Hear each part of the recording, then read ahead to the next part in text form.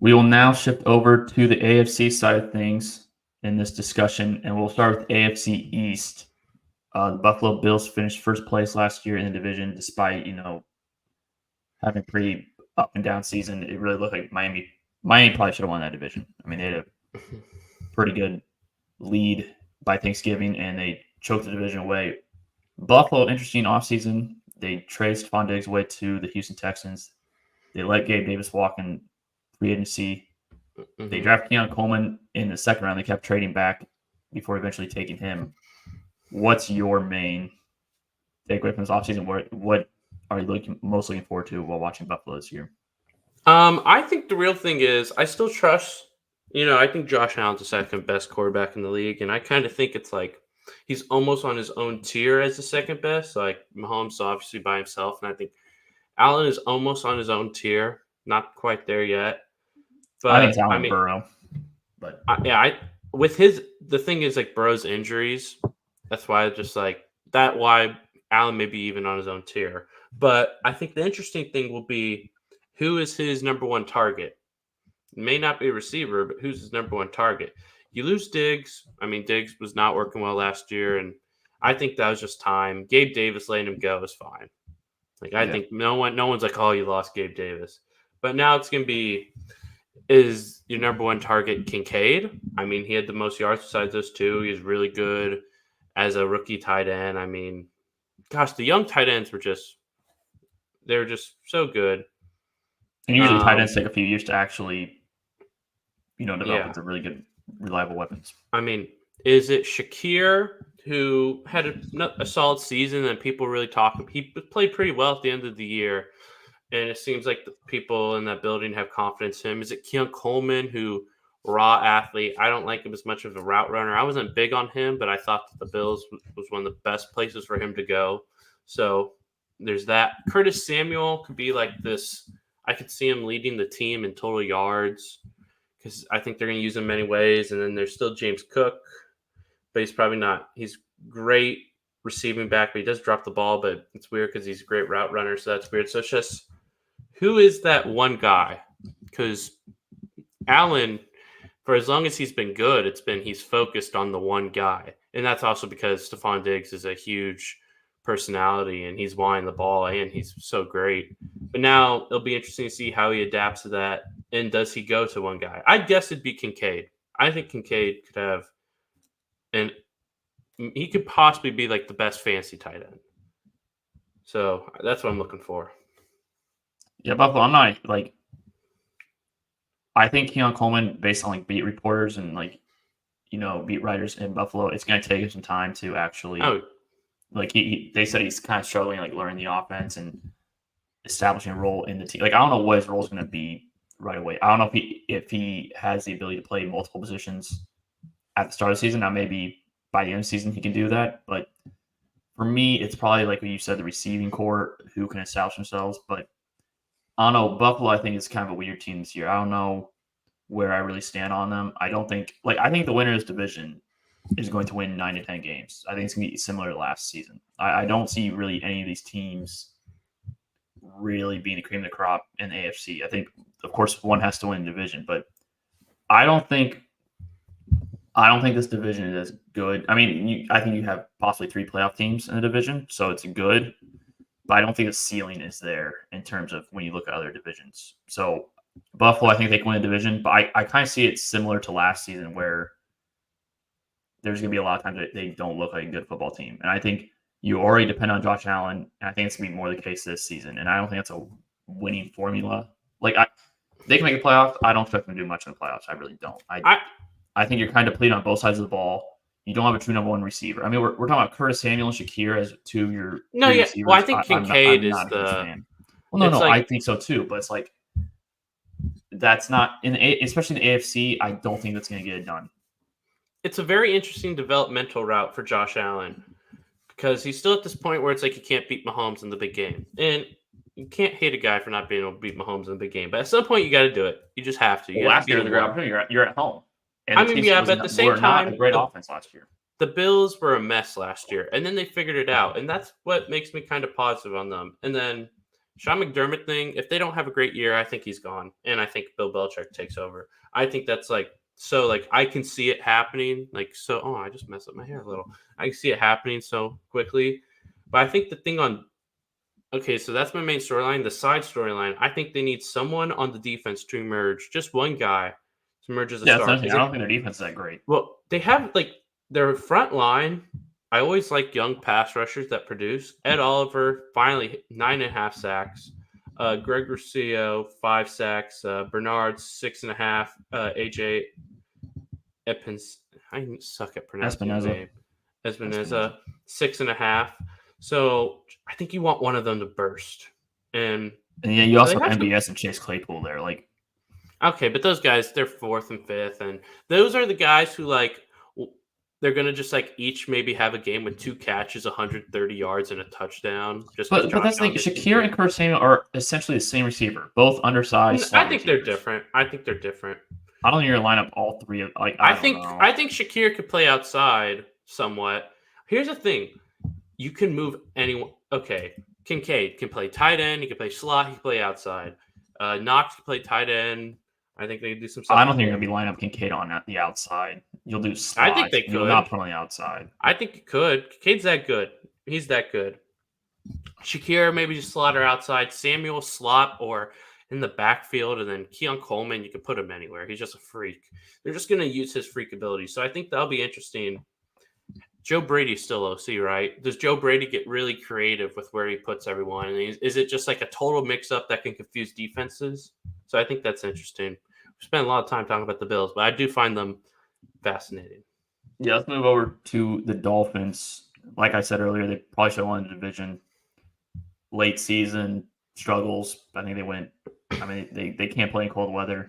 Mm-hmm. For me, obviously the big storyline is too is contract extension or potential contract extension. Yeah. I don't think they get it done this offseason. And if I were them, it's similar to the Dallas Cowboys where I'm making them play this year out. Yeah, I agree. I'm not going to because if we're getting a contract extension based on what happened last year, then you don't know what you're doing. If we're really going to be after playing that terribly in the cold, you have these weapons. Mm-hmm. And in addition, if you're paying Tua, in addition to having 2 of the top 5 highest paid receivers on your payroll, is Waddle top 5 payroll receiver wise? Based on a yearly average.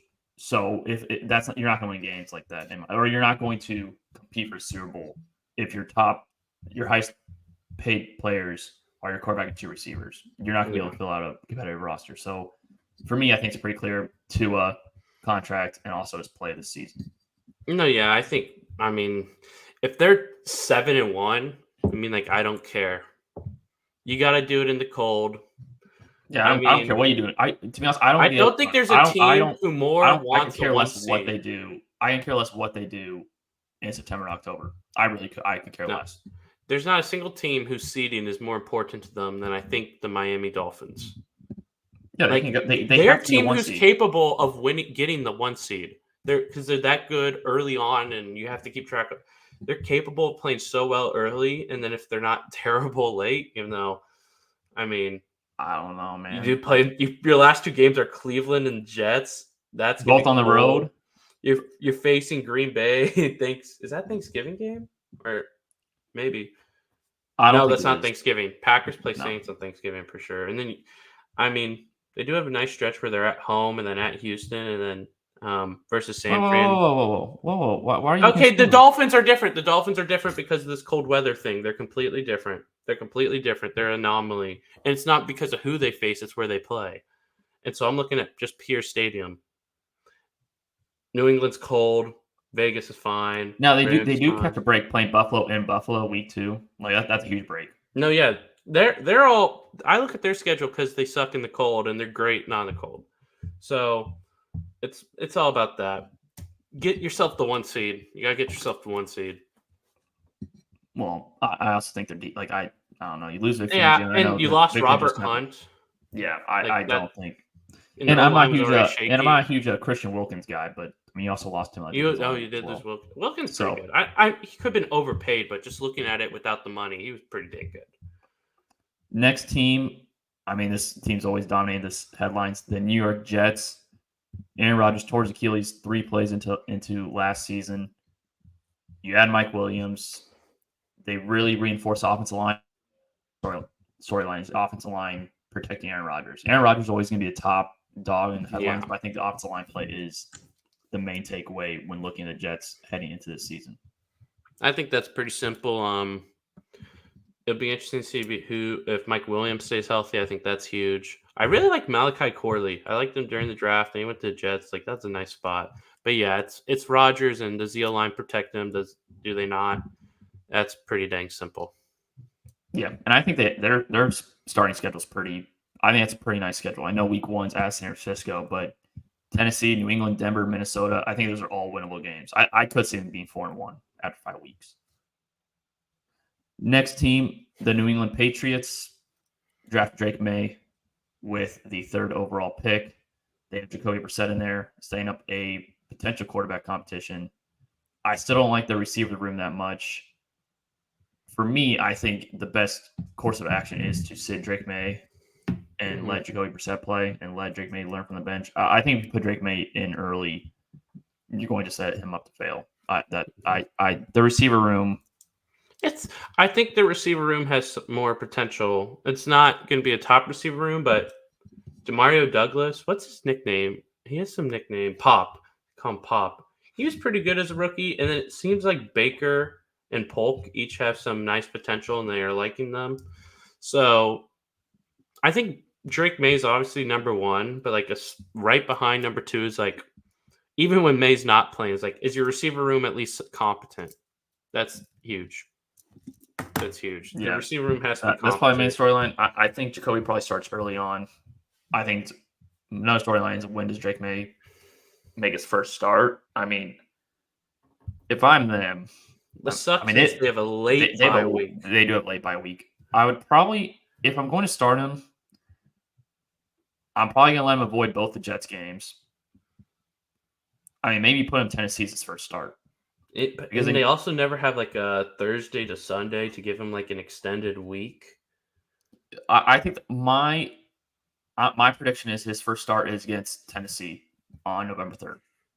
That's not a bad spot. I think you avoid both the Jets games, and then you have kind of a nice stretch where it's not. I mean, Chicago is going to be tough. Chicago's the toughest defense left easily. Yeah, Rams, Dolphins, Colts, and you have buying of Arizona. Mm-hmm. I think that's a good point of the year where you start Drake May. Yeah, there's some good defense in there, but Chicago's the only one that's like, elite. Mm-hmm. Like I said, I like the Rams in the other episode, but they're not going to be elite. Yep. Next division. When you think of this division, you think, this division's a pretty strong division, but it's really the Chiefs and everybody else. I like the Chargers this year, but they still have to prove it. Let's start with the defending Super Bowl champions, the Kansas City Chiefs. Really interesting offseason. They really improved the receiving room, which was really bad last year. And they added Marquise Brown.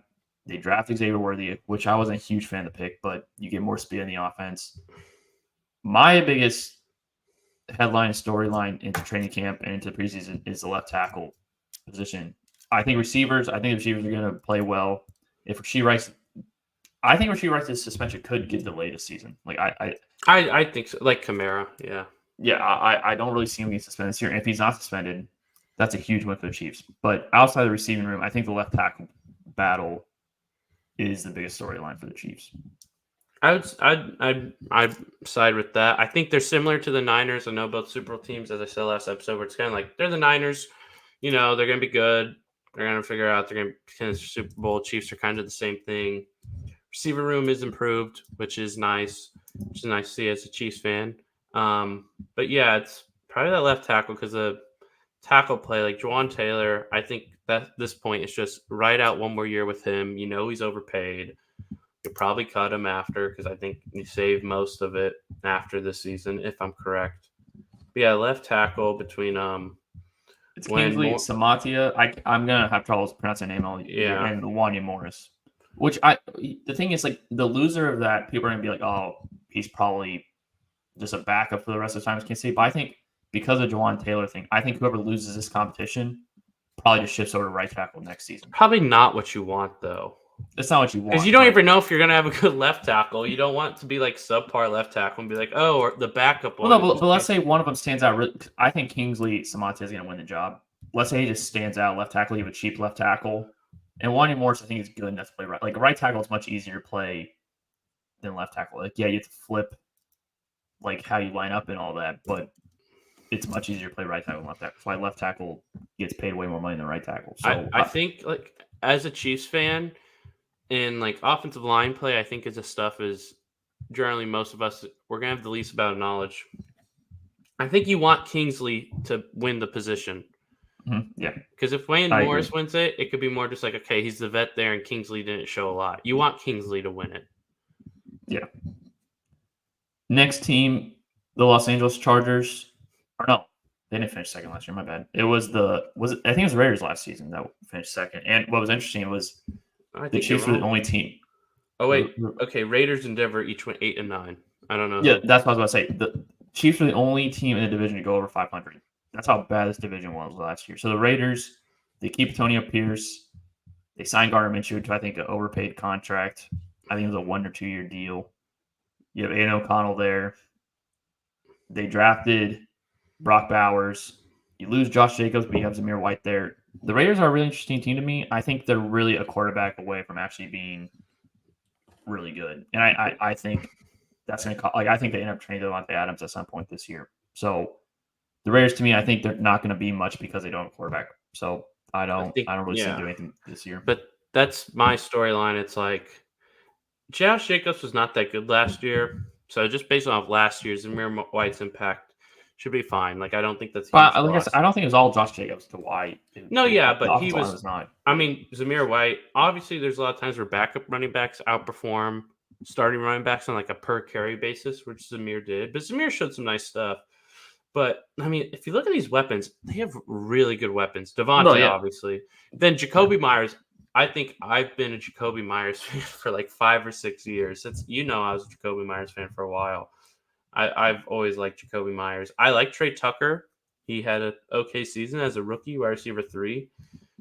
Deep threat, like spread the ball downfield type guy. Then you have Mayer, who I thought was pretty solid. And then you drop Brock Bowers, who's nuts. So, like, their weapons are crazy. But the quarterback play is just like, that's very disappointing. Especially when you're in a division with Mahomes and Herbert. If you have those two quarterbacks, you're not going to do much. I mean, unless they're ready, unless like they have a plan to like go get. I mean, I wanted them to get Kirk. That was my thing, like get Kirk, and then you're nuts. But they didn't. They got Christian Wilkins, who may be overpaid, but I still think he's a really good pass rusher alongside Max Crosby. So take away the money aspect, I still think that's nice to have. But maybe they are planning to get a Dak or a Tua or maybe Daniel Jones something. They like Daniel Jones.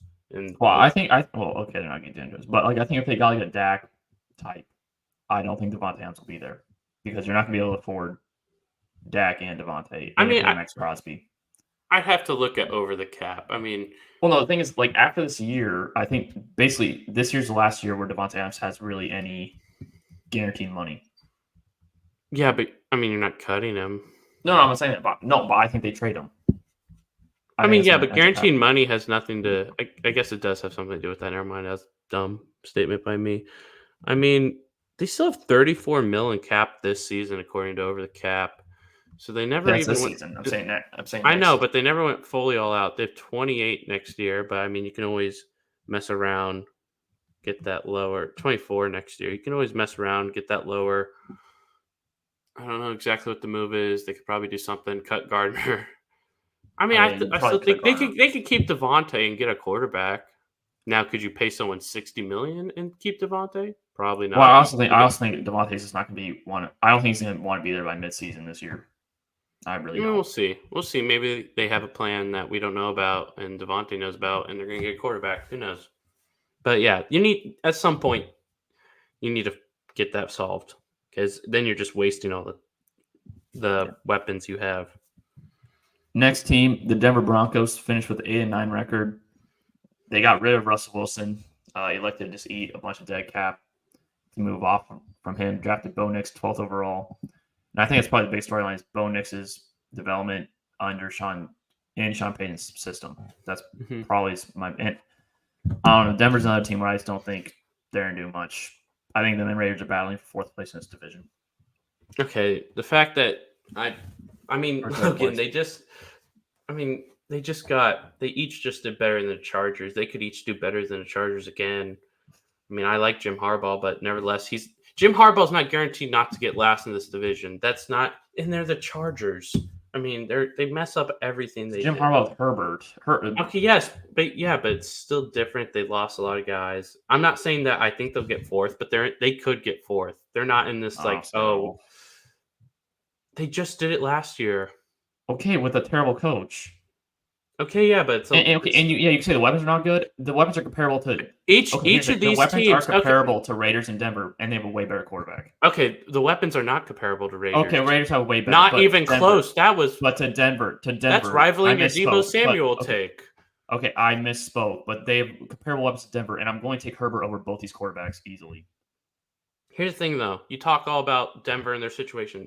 Denver's situation sucked last year, right? They won 8 games. They still won 8 games. The Raiders situation, McDaniels was a mess, and they still didn't have good quarterback play last year. Guess what they still did? They won 8 games. I know every year is different, but those teams still showed something.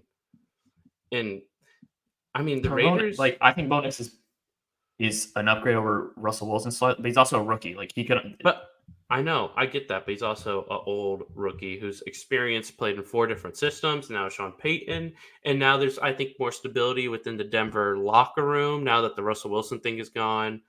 I think that alleviates so many things. Sean Payton now has his guy. I mean, Sean Payton has his guy. They perform well. I think we've seen it. Even Teddy Bridgewater was winning games as his guy. But, yeah, the main storyline is Bo Nix and his connection with Sean Payton. And I think that will be determining their season. They won 8 games last year, they were a mess, and they won 8 games. So I think they could be a team that could surprise some people. It is a lot to put on a rookie, but he is very experienced. It's like Jane Daniels. He better be at least good this year. And if he's not, if Bo Nix has a bad rookie year, I'm already okay. But I don't expect him to have a bad year. I like Bo Nix. I know the answer to this, but do you know Denver's over-under for win total? No. It's the worst in the divisions. It's at 5.5. They have Raiders, I believe, at 7.5. 5.5 is low when a team just won 8 and they have a whole locker room mess taken care of. I mean, that was a mess. That has to affect the. I know, but Vegas, you always tell me Vegas knows. No, yeah, the reason why they have 5.5 wins. No, yeah, I think that's a poor one, and Sean Payton. Everyone was saying how bad he was last year, and he still won 8 games. I think Denver's kind of underrated, and I think I really still like Sean Payton as a head coach, even though I think he could be kind of, he's all over the place, but I still think he could win football games. And I don't think they lost anyone that was that crucial. I mean, you lose Judy, but the Judy thing was never really working out. Defense still has some of the best secondary players. Got some guys putting up 8 sacks. So I still like Denver. So do you like Denver more than Seattle? Because the way you're talking, Seattle has no stars, but Denver has no really stars. But early, they Pat Surtain. But it seems like you like Denver more than Seattle. They have an experienced coach. They won 8 games last year while in a chaotic situation. They're pretty close, but actually now because. But I'm talking more positive on Denver because 5.5 wins. It's over/under and stuff like that. So that's why I'm more positive on them. And they have a young quarterback. Meanwhile, Seattle has an older quarterback. And yeah. Last team, the Los Angeles Chargers. Like I said, they added Jim Harbaugh. They have Herbert. They lost Keenan Allen and Mike Williams. They're hoping Quentin Johnston takes that next step. And Lam McConkey's been really good so far in offseason programs.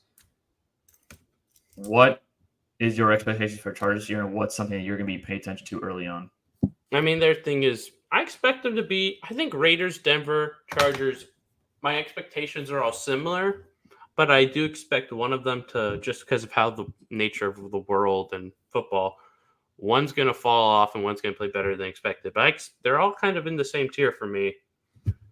But I do like having John Harbaugh. I think it's not, so the main storyline is, I think, John Harbaugh and everything with that is connection with Herbert, because he's a great coach himself. Jim.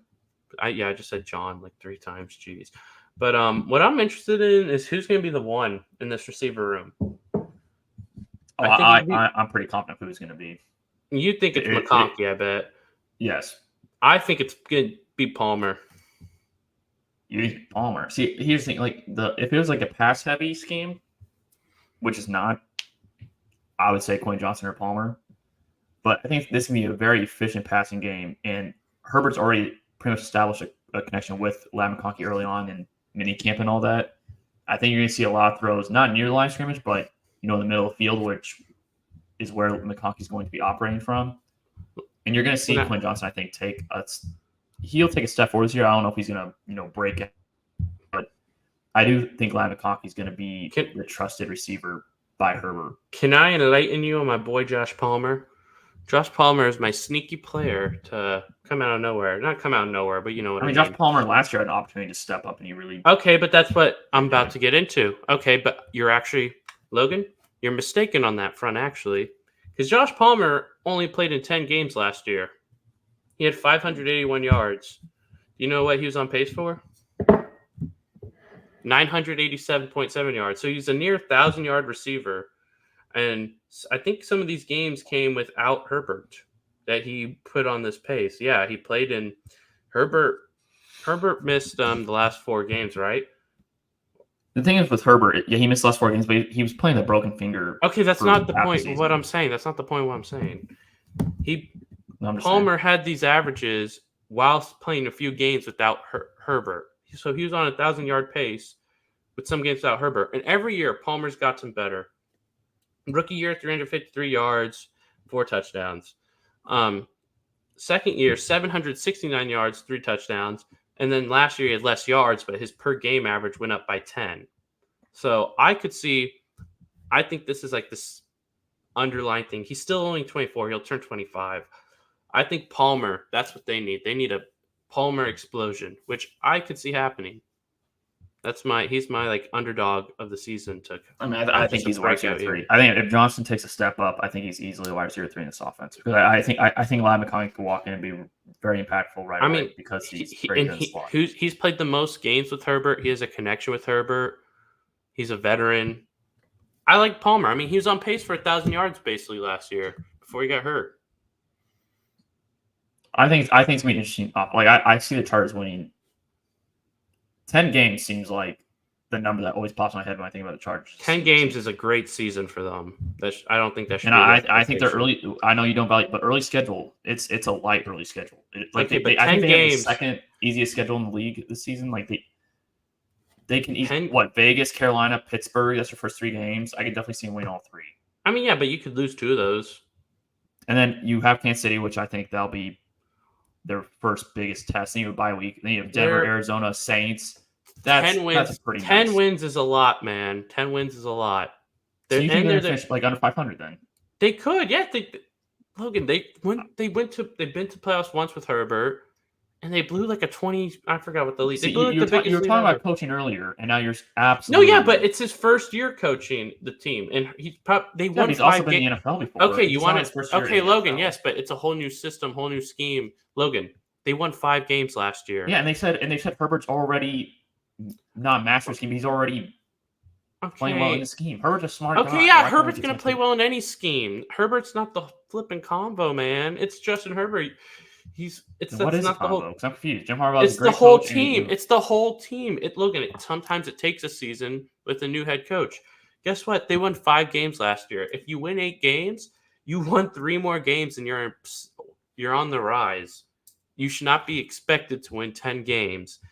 You've just been a mess. The Chargers organization has been a mess for years. 10 games is a lot. Is it possible? Sure. 10 games is a lot of games to win.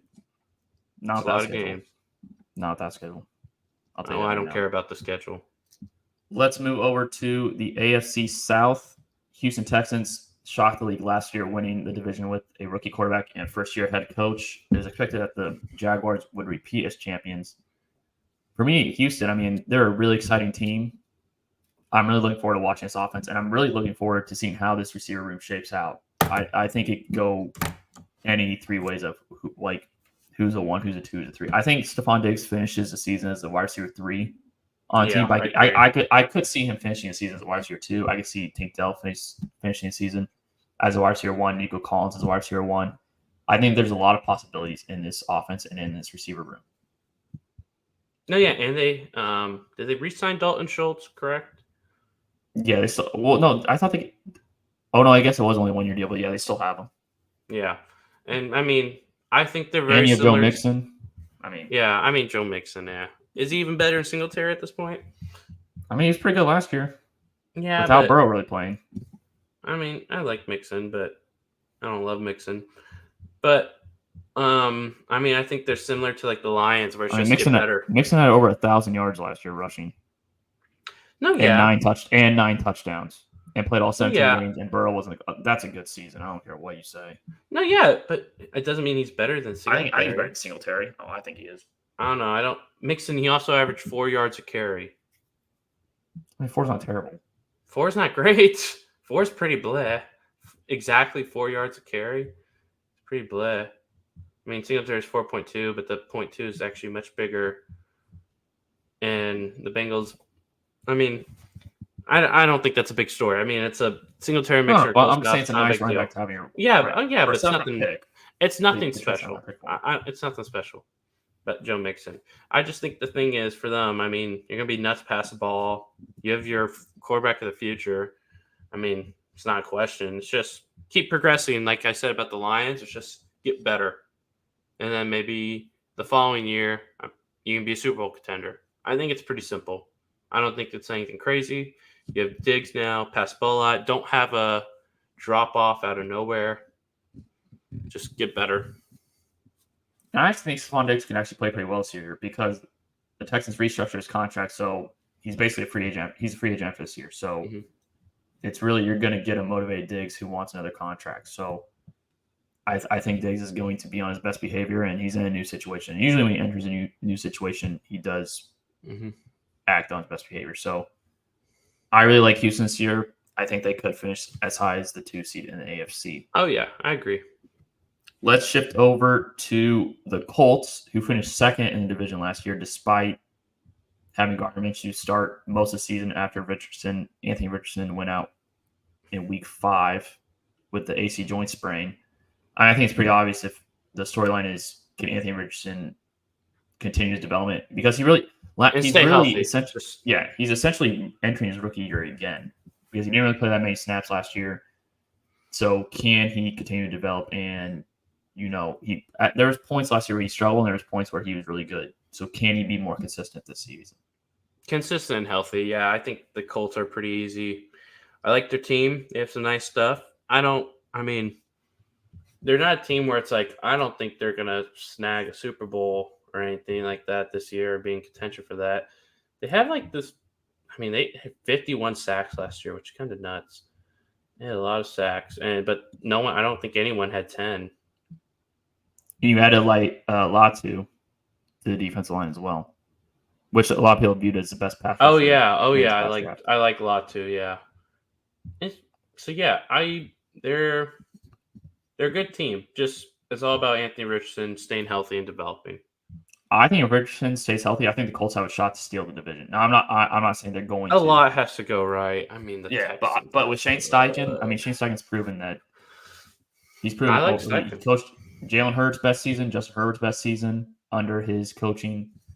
I think there's a world where if the Colts and Richardson stay healthy, I think they could steal the division. I think they're a dark horse to win the division. Next team, a lot would have to go right, but I'd give them a shot. Yep. Next team, the Jacksonville Jaguars. Very disappointing season in 2023. Trevor Lawrence dealt with injuries for the most part in the back half of the schedule.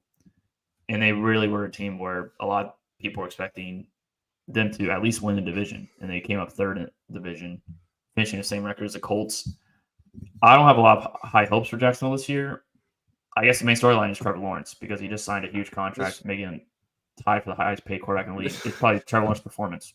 I just looked at this whole division, and it's literally all about their quarterbacks developing and improving. That's the entire division. Well, I think it's also one that what's crazy is, do you know who the oldest quarterback in the division is? Well, it's Trevor Lawrence. Or is it's not. Will Levis. Who is it? Will Levis? Will Levis going to be 25 this year. Oh, dang. So it's a really young quarterback division. Like, I think they're both 24, but I think Will Levis turned 25 before. No, Will Levis just turned 25 like 20 days ago. Yeah. So he's the oldest quarterback in the division, entering his second year in the league. So it's a very young quarterback division. No, yeah. And the Jags, it's about Trevor Lawrence, but maybe theirs most is about their head coach and Doug Peterson. And if they are not starting off well, Doug Peterson seems like he just messes stuff up. He did the same thing in Philadelphia. First year he came in, team did really well. And after that, it slowly kept declining. I could see him be a midseason fire. I don't think he'd be a midseason fire, but if they're like 5-8, I think he's gone at that point. Now, to be honest, I believe they were 8-3 last year before Lawrence suffered the sprained ankle injury, which kind of just derailed his performance. Mm-hmm. But I mean, their schedule early on, you're at Miami versus Cleveland, at Buffalo, at Houston versus Colts, at Chicago. That's pretty tough. And then you get a 1 week buffer against New England, but then you're Green Bay, Philadelphia, and you're Minnesota, and then at Detroit. Like, that's a tough schedule for a team that finished. Maybe they were second in division last year. I think them and Colts were kind of weird, but that's a tough schedule. They're all 9-8. Trevor Lawrence, he better perform because he's got paid $52 million a year. So, and I don't know what he did other than being the first pick and Jacksonville. You won a playoff game, and you got to pay your quarterback. No, exactly. And other than Jacksonville having to have their quarterback of the future, I mean, he's really done not that much. I mean, him and Mac Jones' stats are pretty comparable. Like touchdown, interception, it's very comparable. He's not been as good as he was supposed to be at this point. He's only 24, so he can still improve. But the Jags in general are a mess of an organization all the time. So, I mean, yeah, but then we'll see how that develops. I mean, I could see it just Trevor Lawrence can stay there, but I could see next year being a whole new season for Jacksonville. Yeah. And we didn't even mention the receiving room, but they lose Calvin Ridley and they added Gabe Davis and Brian Thomas. Kind of sideways move. Brian Thomas, I think, is potential, but Gabe Davis, it's sideways move. It's not sideways. I think it's a downgrade. Even Calvin Ridley was I'm saying the combination of adding both of them. But okay, so Brian Thomas is a raw rookie. Well, yeah. He may not do much, and Gabe Davis, I think, was a lot of Josh Allen. Yeah. Last team in the division, the Tennessee Titans. Will Levis showed flashes last year of being pretty good. There's also times where he struggled a bit. They added Calvin Ridley to the offense, added Tony Pollard to the backfield, Tyjae Spears. They get some offensive line help with J.C. Latham. It's still a team that I don't really have high hopes for, and I don't know if Will Levis is going to be the answer. I mean, he very well could be. I just don't know yet. What are you? And I think you're much higher on Tennessee than I am this year. Tennessee's not making the playoffs. I mean, if they make the playoffs, I'm not predicting them to do that well. But I kind of liked what I saw from Will Levis. I like just watching it. I liked what I saw. And he did not have a lot. He had Hopkins and then Treylon Burks. Like, he made one good catch, got hurt. Burks wasn't much. I mean, he had some bad games. Like, he was really bad against the Colts. He got sacked 6 times, sacked 7 times against Houston, so you need to protect them. But I really like Hopkins. And now that they also have Calvin Ridley and I like Okonkwo at tight end, you lose Derrick Henry, but I think that Spears and Pollard are still pretty nice. Still downgrade, but I still like it. If they protect them, I can see Will Levis having a pretty good year. Now he is an offensive head coach. Yeah, we'll see. So, we'll see how he is. Is it Brian Callahan? Yeah, we'll see how Brian Callahan is. But I think I'm expecting Will Levis to have a better year. Just need to protect him. A lot of this stuff is just don't let your quarterbacks get massacred. We'll begin divisions, like predictions and all that, here soon. Like, not today or anything like that, but in a week or two. I'm not a huge fan of Tennessee, but I do think that they are a dark horse to finish third in division. I'm really not high on Jacksonville this year, but Tennessee and Jacksonville are kind of the same. Jacksonville's probably slightly not the same tier because Jacksonville's proven more, but I don't know. I think it's division, and when you have Anthony Richardson and C.J. Stroud, if those two stay healthy, I think Tennessee is. I think they're pretty much in line to finish last in this division. Now, maybe I'm absolutely wrong, but you can finish last, and I still think it's okay. They're not a team who I think you have to have this great season. You want Will Levis development. That's what it comes protection on down the to. line. I think Brian that's the main Callahan's first year objective. as a head coach. Yeah, I have a good feeling about Will Levis this year. There may be games where it's bad, but I think Will Levis has a play style and the athleticism and the arm strength where he can just have some games where he's someone who will probably not never be like a top 6, 8 quarterback, but he's a guy who, like in a single game, can compete with anyone if he's having a great game. It's one of those guys. Let's shift over to the last division we'll be talking about, and the best division in all of football, the AFC North. Mhm. Every team finished with a above 500 record last season. 2 of those teams had subpar quarterback play, with Burrow being hurt and Pittsburgh's situation in general. Baltimore finished first in the division with a 13-4 record. They lost a lot of pieces this offseason. 3 starting offensive linemen. You lose Geno Smith, the safety. You lose your defense coordinator. You did add Derrick Henry. What is the thing you're most looking forward to, and what is the thing you're going to be paying attention the most to when assessing the Baltimore Ravens this season? A lot of their stuff is similar to Miami, where it's like I'm waiting till the playoffs, but just the Lamar Jackson Derrick Henry combo, I think, can be so fun.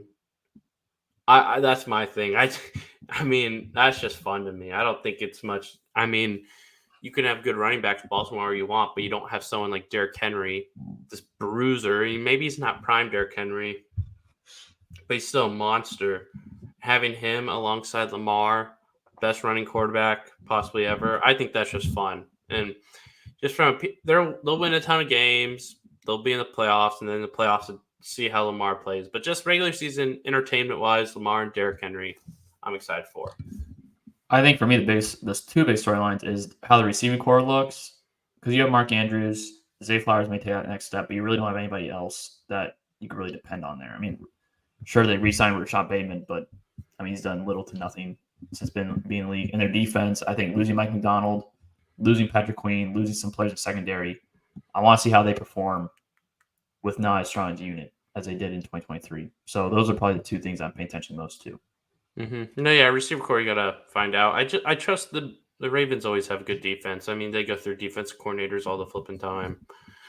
It's like looking at his receiver core. I mean, yeah, you have Mark Andrews and Zay Flowers, but I mean, then it's Rashad Bateman, Nelson Aguilar, Devontae Walker, your wide receiver 4. No, yeah, you need someone great to step up. Now you have Isaiah Likely, who took a step up in Mark Andrews' absence, but I don't know if he'll be the same with Mark Andrews back in the line. I mean, he'll still be productive, but I don't think he'll be. Maybe they'll be running one of them outside a little bit more or something. I mean, the thing is, they're a running team, and they're going to win games in the regular season because they have Lamar Jackson running the ball, and now you have Derrick Henry stuffing down the middle. But I like Zay Flowers and Mark Andrews as a top 2 combo.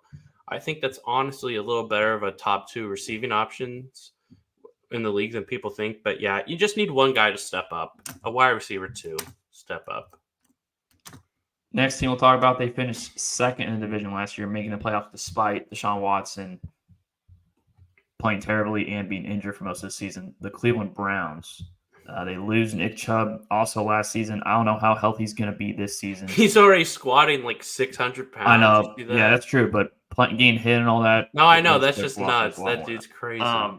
For me, I mean, I think it's Deshaun Watson's play. And I know it's another obvious answer, and a lot of my answers in general have been quarterback play. But I think in this situation, you give him a fully guaranteed contract.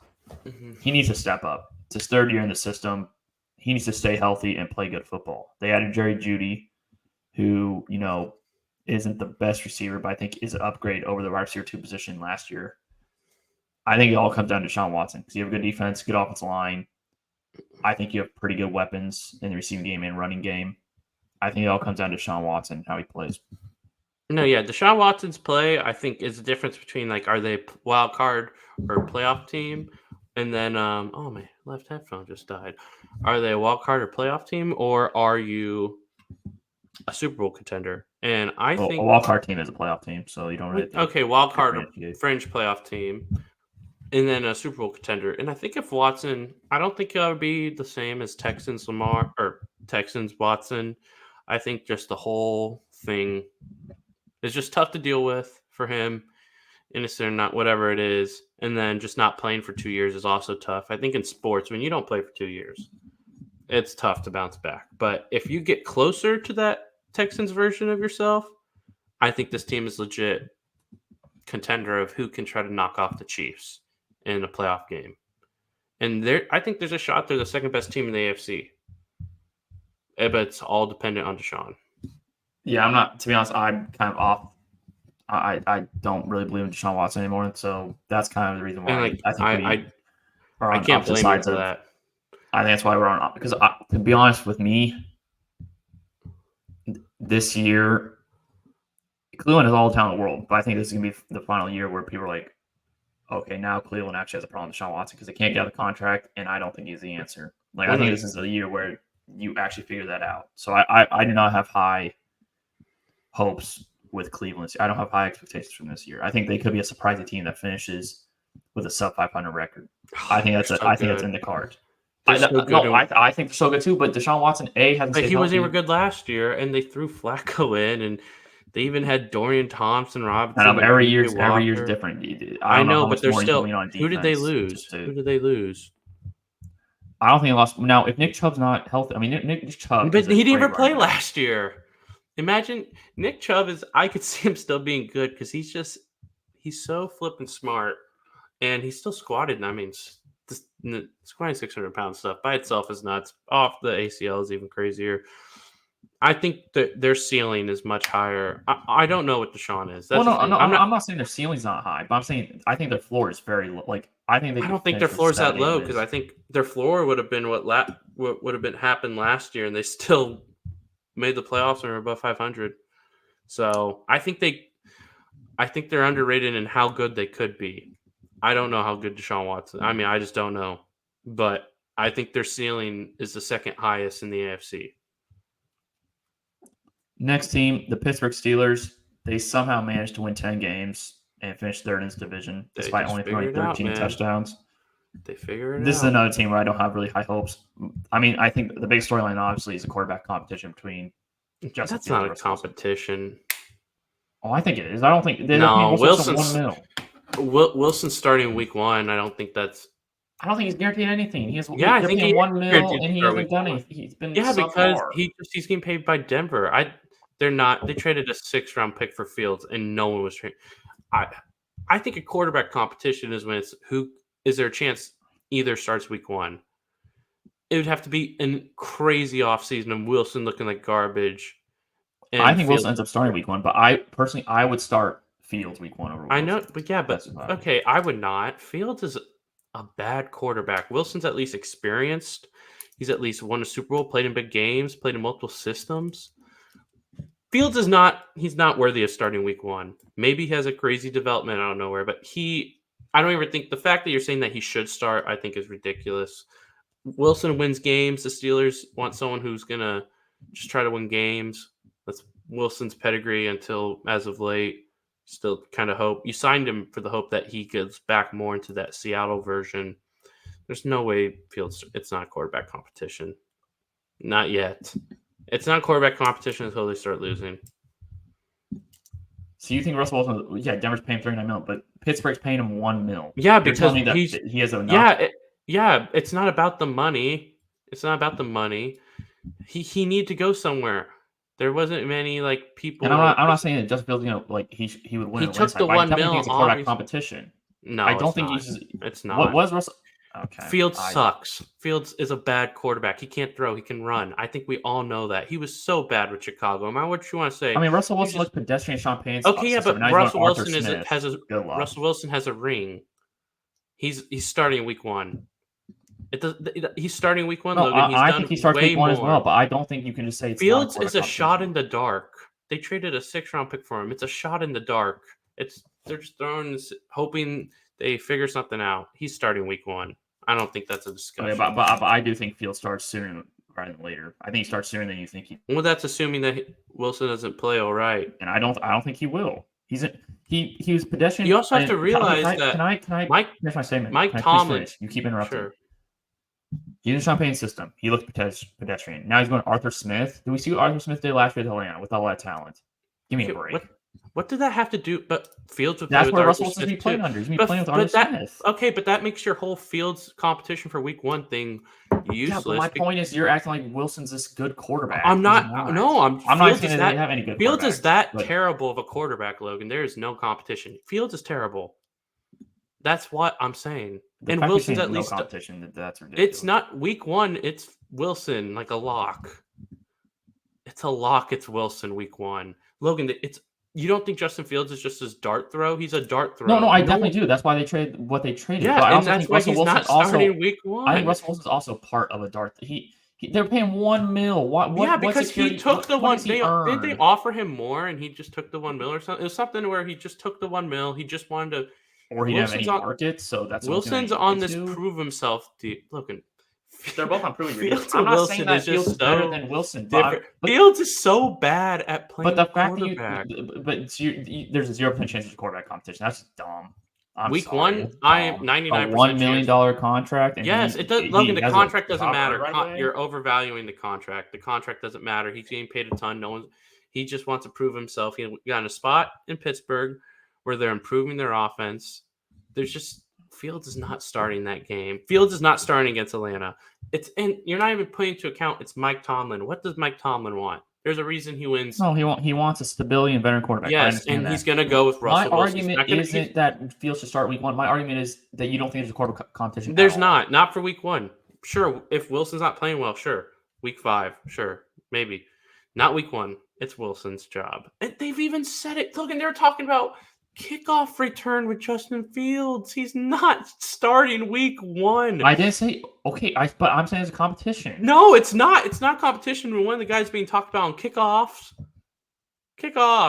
That's not a competition. Fields is a fully developmental quarterback. JJ McCarthy has a better chance of starting week 1 than Fields.